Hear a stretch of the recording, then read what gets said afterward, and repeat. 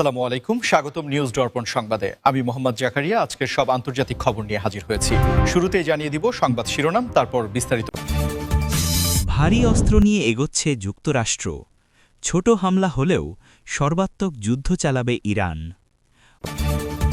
মার্কিন হামলার শঙ্কায় মধ্যপ্রাচ্যে ফাইট বাতিল একাধিক বিমান সংস্থার। ইরানকে ঘিরে যুদ্ধের সংখ্যা, কাতারে ব্রিটিশ টাইফুন মোতায়েন।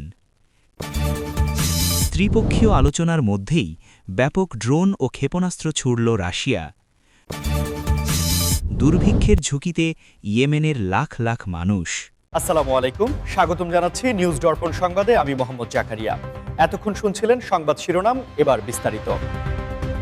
বর্তমান ভূরাজনীতির প্রেক্ষাপটে সবচেয়ে উত্তপ্ত এবং উদ্বেগজনক খবরটি দিয়ে আজকের আলোচনা শুরু করা যাক, যেখানে দেখা যাচ্ছে ভারী অস্ত্র নিয়ে এগোচ্ছে যুক্তরাষ্ট্র এবং এর বিপরীতে ইরান হুঁশিয়ারি দিয়েছে যে ছোট হামলা হলেও তারা সর্বাত্মক যুদ্ধ চালাবে। আন্তর্জাতিক সংবাদমাধ্যমগুলোর তথ্য অনুযায়ী মার্কিন যুক্তরাষ্ট্র মধ্যপ্রাচ্যে তাদের সামরিক উপস্থিতি ব্যাপক হারে বৃদ্ধি করছে, যার মধ্যে রয়েছে বিমানবাহী রণতরী, ভারী বোমারু বিমান এবং অত্যাধুনিক মিসাইল ডিফেন্স সিস্টেম, যা সরাসরি একটি যুদ্ধের প্রস্তুতির ইঙ্গিত দেয় বলে মনে করছেন সমরবিদরা। পেন্টাগন দাবি করছে যে তাদের এই পদক্ষেপ মূলত এই অঞ্চলে তাদের মিত্রদের সুরক্ষা নিশ্চিত করা এবং যে কোনো ধরনের অনাকাঙ্ক্ষিত পরিস্থিতি মোকাবেলা করার জন্য একটি প্রতিরোধমূলক ব্যবস্থা। কিন্তু তেহরান বিষয়টিকে সরাসরি হুমকি হিসেবে দেখছে এবং তারা সাফ জানিয়ে দিয়েছে যে ওয়াশিংটন যদি কোনো ভুল পদক্ষেপ নেয় বা ইরানের ভূখণ্ডে বা স্বার্থে সামান্যতম আঘাতও হানে, তবে তার জবাব কেবল সীমিত পরিসরে আটকে থাকবে না, বরং সেটি একটি পূর্ণাঙ্গ এবং সর্বাত্মক যুদ্ধে রূপ নেবে। ইরানের সামরিক বাহিনীর শীর্ষ কর্মকর্তারা একাধিক বিবৃতিতে বলেছেন যে তাদের কাছে এমন সব গোপন অস্ত্র ও প্রযুক্তি রয়েছে যা দিয়ে তারা নিমেষেই প্রতিপক্ষের কৌশলগত অবস্থানগুলো তছনছ করে দিতে সক্ষম, এবং তারা হরমুজ প্রণালী বন্ধ করে বিশ্ব তেলের বাজার অচল করে দেওয়ার ক্ষমতাও রাখে। অন্যদিকে যুক্তরাষ্ট্রের এই ভারী সমরাস্ত্র মোতায়েনের বিষয়টি আন্তর্জাতিক অঙ্গনেও ব্যাপক আলোচনার জন্ম দিয়েছে, কারণ এটি কেবল একটি দ্বিপাক্ষিক উত্তেজনা নয়, বরং এর সাথে জড়িয়ে আছে রাশিয়া এবং চীনের মতো পরাশক্তিগুলোর স্বার্থ, যারা ইতিমধ্যেই এই পরিস্থিতির ওপর কড়া নজর রাখছে। ঠিক এই যুদ্ধ পরিস্থিতির ডামাডোলের মধ্যেই আরেকটি অত্যন্ত গুরুত্বপূর্ণ খবর সামনে এসেছে, আর তা হল মার্কিন হামলার শঙ্কায় মধ্যপ্রাচ্যে ফ্লাইট বাতিল করেছে একাধিক আন্তর্জাতিক বিমান সংস্থা। আকাশপথে চলাচলের ক্ষেত্রে নিরাপত্তা সবসময় অগ্রাধিকার পায়, আর বর্তমান উত্তেজনাকর পরিস্থিতির কারণে বিশ্বের নামকরা অনেক এয়ারলাইন্স মধ্যপ্রাচ্যের আকাশসীমা ব্যবহার করাকে অত্যন্ত ঝুঁকিপূর্ণ মনে করছে। বিশেষ করে ইরান, ইরাক এবং পারস্য উপসাগরীয় অঞ্চলের ওপর দিয়ে চলাচলকারী রুটগুলো এভিয়েশন কোম্পানিগুলোর জন্য এখন আতঙ্কের কারণ হয়ে দাঁড়িয়েছে। কারণ অতীতে আমরা দেখেছি যুদ্ধকালীন পরিস্থিতিতে ভুলবশত যাত্রীবাহী বিমান ভূপাতিত হওয়ার মতো ট্র্যাজিক ঘটনা ঘটেছে, যা কোনো বিমান সংস্থাই পুনরায় দেখতে চায় না। লুফথানসা, অস্ট্রিয়ান এয়ারলাইন্স এবং কোয়ান্টাস সহ বেশ কয়েকটি বড় সংস্থা ইতিমধ্যেই তাদের ফ্লাইট শিডিউলে বড় ধরনের পরিবর্তন এনেছে এবং কিছু ক্ষেত্রে তেহরান বা বৈরুতের মতো গন্তব্যগুলোতে তাদের ফ্লাইট অপারেশন সাময়িকভাবে স্থগিত ঘোষণা করেছে। এই সিদ্ধান্তের ফলে হাজার হাজার যাত্রী চরম ভোগান্তির শিকার হচ্ছেন, কারণ অনেককেই এখন দীর্ঘ এবং বিকল্প রুট ব্যবহার করতে হচ্ছে, যার ফলে টিকিটের দাম বাড়ার পাশাপাশি ভ্রমণের সময়ও অনেক বেড়ে গেছে। এভিয়েশন বিশেষজ্ঞরা বলছেন বিমান সংস্থাগুলোর এই সিদ্ধান্ত মূলত বিমা কোম্পানিগুলোর চাপের কারণেও হতে পারে, কারণ ওয়ার জোন বা যুদ্ধঝুঁকির এলাকার ওপর দিয়ে বিমান চললে ইন্স্যুরেন্স প্রিমিয়াম আকাশচুম্বী হয়ে যায়। এছাড়া র্যাডার এবং ন্যাভিগেশন সিস্টেমে জ্যামিং বা সাইবার অ্যাটাকের ঝুঁকিও এখন উড়িয়ে দেওয়া যাচ্ছে না, যা বিমান চলাচলের জন্য বড় হুমকি। পর্যটন শিল্প এবং আন্তর্জাতিক বাণিজ্যের ওপর এর নেতিবাচক প্রভাব পড়তে শুরু করেছে, বিশেষ করে দুবাই বা দোহার মতো বড় ট্রানজিট হাবগুলো, যারা এশিয়া ও ইউরোপের সংযোগস্থল হিসেবে কাজ করে, তারা এই পরিস্থিতির কারণে ব্যবসায়িকভাবে ক্ষতিগ্রস্ত হতে পারে। পরিস্থিতি যদি দ্রুত স্বাভাবিক না হয়, তবে সামনের দিনগুলোতে আরও অনেক এয়ারলাইন্স তাদের রুট পরিবর্তন বা ফ্লাইট বাতিলের মতো কঠোর সিদ্ধান্ত নিতে বাধ্য হবে, যা গ্লোবাল কানেক্টিভিটির জন্য একটি বড় চ্যালেঞ্জ হয়ে দাঁড়াবে। এরই মধ্যে পরিস্থিতির গভীরতা আরও বাড়িয়ে দিয়েছে আরেকটি খবর, যেখানে বলা হচ্ছে ইরানকে ঘিরে যুদ্ধের শঙ্কা এবং সেই প্রেক্ষাপটে কাতারে ব্রিটিশ টাইফুন যুদ্ধবিমান মোতায়েন করা হয়েছে। যুক্তরাজ্যের রয়্যাল এয়ারফোর্স বা RAF তাদের এই অত্যাধুনিক ইউরোফাইটার টাইফুন জেটগুলো কাতারের আল উদেইদ বিমান ঘাঁটিতে পাঠিয়েছে, যা মধ্যপ্রাচ্যে পশ্চিমা শক্তির সামরিক উপস্থিতিকে আরও শক্তিশালী ও সুসংহত করার একটি স্পষ্ট বার্তা। ব্রিটিশ প্রতিরক্ষা মন্ত্রণালয় যদিও বলছে যে এটি তাদের দীর্ঘদিনের মিত্র কাতারের সাথে যৌথ মহড়া এবং বিশ্বকাপ পরবর্তী নিরাপত্তা সহযোগিতার অংশ। কিন্তু বর্তমান ভূরাজনৈতিক উত্তেজনার সময়ে এই ধরনের ভারী যুদ্ধবিমান মোতায়েনকে ইরান ও তার মিত্ররা স্বাভাবিকভাবে নিচ্ছে না। টাইফুন যুদ্ধবিমানগুলো অত্যন্ত ক্ষিপ্রগতির এবং মাল্টিরোল কম্ব্যাট এয়ারক্রাফট হিসেবে পরিচিত, যা আকাশ থেকে আকাশে এবং আকাশ থেকে ভূমিতে নিখুঁতভাবে হামলা চালাতে সক্ষম। তাই এই সময়ে এদের উপস্থিতি সমরশক্তির ভারসাম্য পরিবর্তনের ইঙ্গিত দেয়।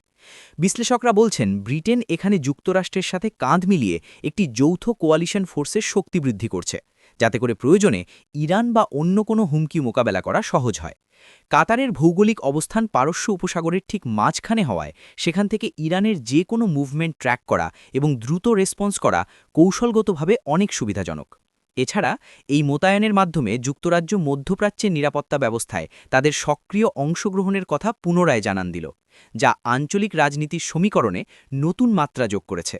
তবে এই সামরিক সজ্জা সাধারণ মানুষের মনে ভীতি সঞ্চার করছে, কারণ ইতিহাসের পাতায় চোখ রাখলে দেখা যায় যখনই কোনো অঞ্চলে এভাবে পরাশক্তিগুলো তাদের সমরাস্ত্র জড়ো করে, তখন সেখানে শান্তির চেয়ে সংঘাতের আশঙ্কাই বেশি প্রবল হয়ে ওঠে।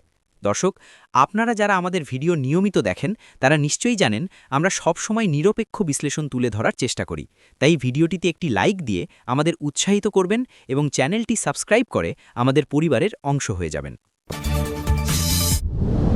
এবার নজর ফেরানো যাক পূর্ব ইউরোপের দিকে, যেখানে সংঘাত থামার কোনো লক্ষণই নেই, বরং ত্রিপক্ষীয় আলোচনার মধ্যেই ব্যাপক ড্রোন ও ক্ষেপণাস্ত্র ছুড়ল রাশিয়া। কূটনৈতিক মহলে যখন শান্তি ফেরানোর জন্য আলোচনা বা নেগোসিয়েশনের কথা বলা হচ্ছে, ঠিক তখনই মাঠ পর্যায়ে রাশিয়ার এই আক্রমণাত্মক ভঙ্গি প্রমাণ করে যে তারা এখনই যুদ্ধবিরতির কথা ভাবছে না, বা আলোচনার টেবিলে নিজেদের অবস্থানকে আরও শক্তিশালী করতেই তারা সামরিক চাপ প্রয়োগের কৌশল বেছে নিয়েছে।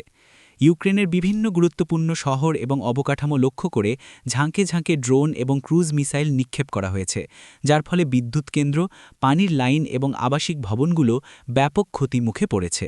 এই হামলায় ইরানি শাহেদ ড্রোন ব্যবহারের অভিযোগও পুনরায় সামনে এসেছে, যা আকাশ প্রতিরক্ষা ব্যবস্থাকে বিভ্রান্ত করতে এবং সস্তায় ব্যাপক ধ্বংসযজ্ঞ চালাতে অত্যন্ত কার্যকর। অন্যদিকে এই ত্রিপক্ষীয় আলোচনায় তুরস্ক বা অন্য মধ্যস্থতাকারী দেশগুলো যখন মানবিক করিডোর বা শস্য চুক্তির মতো বিষয়গুলো নিয়ে কথা বলছে, তখন রাশিয়ার এই মিসাইল বৃষ্টি আলোচনার পরিবেশকে ঘোলাটে করে দিচ্ছে। সমরবিদরা মনে করছেন এটি রাশিয়ার এক ধরনের ফাইট অ্যান্ড টক বা যুদ্ধ ও আলোচনা একসাথে চালিয়ে যাওয়ার কৌশল, যার মাধ্যমে তারা প্রতিপক্ষকে মানসিকভাবে দুর্বল করে দিতে চায়।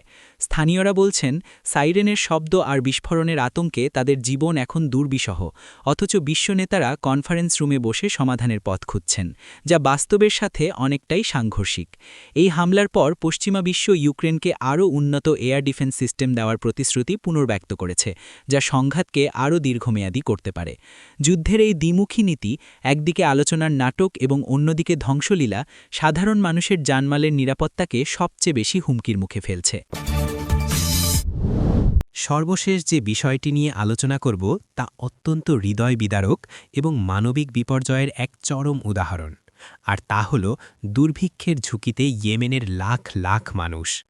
দীর্ঘস্থায়ী গৃহযুদ্ধ, অর্থনৈতিক অবরোধ এবং আন্তর্জাতিক সম্প্রদায়ের অবহেলার কারণে ইয়েমেন আজ বিশ্বের সবচেয়ে বড় মানবিক সংকটের মুখোমুখি দাঁড়িয়ে আছে, যেখানে বেঁচে থাকার জন্য ন্যূনতম খাবার ও পানির অভাবে ধুঁকছে অগণিত শিশু, নারী ও বৃদ্ধ।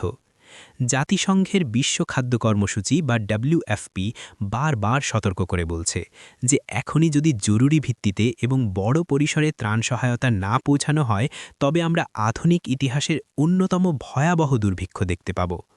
দেশটির মুদ্রাস্ফীতি এমন পর্যায়ে পৌঁছেছে যে সাধারণ মানুষের ক্রয় ক্ষমতা শূন্যের কোঠায়, আর এর সাথে যোগ হয়েছে লোহিত সাগরের উত্তেজনা, যার ফলে আমদানি করা খাদ্যশস্য বন্দরে পৌঁছাতে পারছে না বা অনেক বেশি সময় লাগছে।